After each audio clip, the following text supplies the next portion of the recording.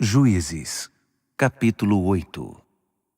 Os efraimitas perguntaram a Gideão: Por que você não nos chamou quando foi lutar contra os midianitas? Eles estavam indignados e o criticavam. Mas Gideão respondeu: O que foi que eu fiz comparado a vocês? Acaso as sobras das uvas de Efraim não são melhores que toda a colheita de Abiezer?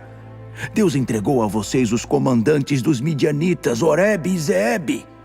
O que eu fiz em comparação a isso? Depois de ouvir sua resposta, eles se acalmaram e não protestaram mais. Gideão e os 300 homens que o acompanhavam chegaram ao Jordão e atravessaram o rio. Eles estavam exaustos, mas continuavam a perseguição. Ele perguntou aos homens de Sucote: Por favor, providenciem alimento para os homens que estão comigo. Eles estão exaustos e eu estou perseguindo Zeba e Zalmuna, os reis midianitas. Mas os líderes de Sucote responderam: Vocês estão perdendo seu tempo. Por que iríamos colaborar com uma empreitada inútil? Gideão retrucou: Seja como quiserem, mas depois que o Eterno me entregar Zeba e Zalmuna, vou debulhar vocês. Vou rasgar a carne de vocês com espinhos e espinheiros do deserto. Dali partiu para Peniel e fez o mesmo pedido. Os homens de Peniel, como os de Sucote, também se recusaram a ajudar. Gideão prometeu: Quando eu voltar são e salvo, vou destruir esta torre.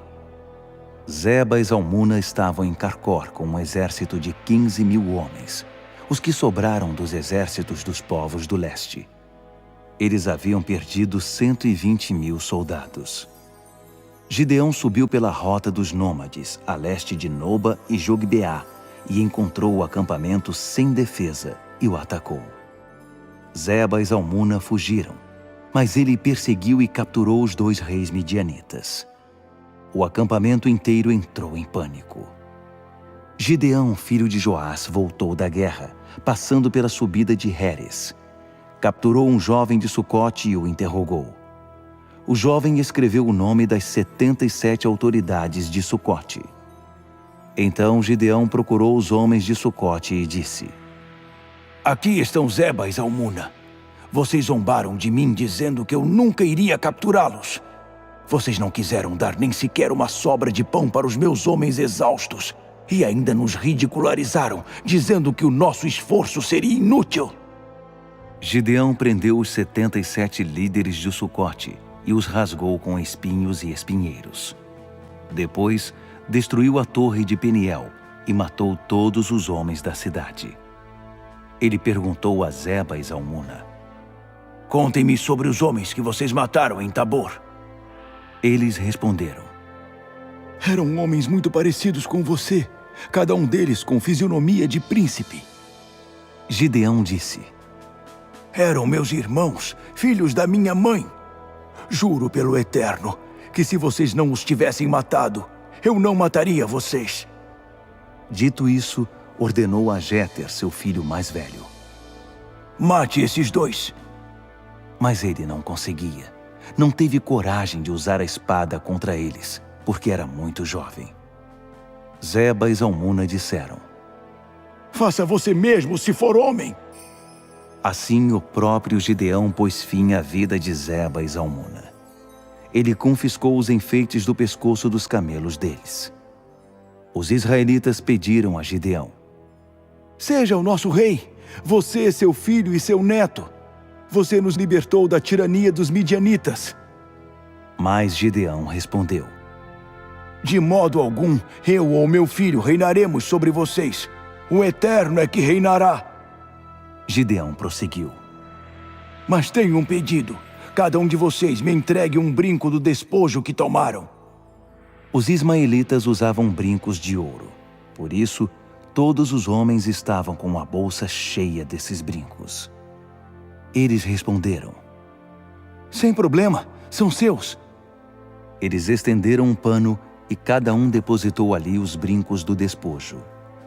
Os brincos de ouro que Gideão pediu pesaram cerca de 20 quilos, fora os enfeites, os pingentes e as roupas luxuosas dos reis midianitas, e os enfeites do pescoço dos camelos.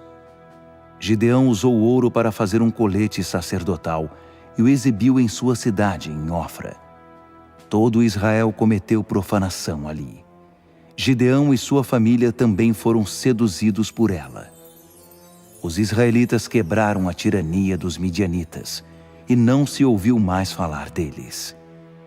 Enquanto Gideão viveu, a terra esteve em paz por 40 anos. Jerubaal, filho de Joás, voltou para casa e ali ficou. Gideão teve 70 filhos. Ele foi o pai de todos eles, pois tinha muitas mulheres. Sua concubina de Siquém também deu a ele um filho, que recebeu o nome de Abimeleque. Gideão, filho de Joás, morreu em idade avançada. Foi sepultado no túmulo de seu pai, em Ofra dos Abiesritas. Mal Gideão foi sepultado, e o povo de Israel se desviou e se prostituiu com Baal. Elegeram Baal-Berite como seu Deus. O povo de Israel se esqueceu do Eterno, seu Deus, que os tinha livrado de todos os seus opressores. Também não foram leais para com a família de Jerubaal, Gideão, considerando-se o bem que ele havia feito a Israel.